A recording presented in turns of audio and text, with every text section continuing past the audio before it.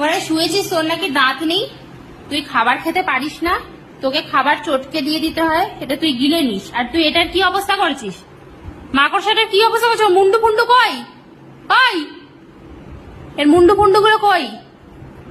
পুরো দেখো বাবু, ওর দাঁত নেই নাকি? তুমি আর ভুড়ি খুলে বসে আছো কেন? সব কটা আমাদের বাড়িতে এক একটা করে হনুমান, একটা হনুমান পাপা আর একটা হনুমান ছেলে। দেখো কি করছে, দেখো দেখো। তুমি একবার এটার অবস্থা দেখো, মুন্ডু ফুন্ডু খেয়ে নিয়েছে।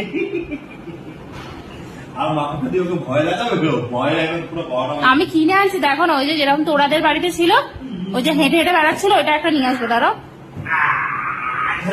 ওর নাকি দাঁত নেই, ও খেতে পারে না। পেয়ারা দিয়েছিলাম সকালে, চিবাতে পারেনি, রেখে দিয়েছে পেয়ারা। সেই পেয়ারা এখন আমাকে ডাস্ট করে দিতে হবে ওকে। এখন শুয়েছে দেখো, শুয়েছে দেখো, কি অবস্থা, কি শয়তান ছেলে রে।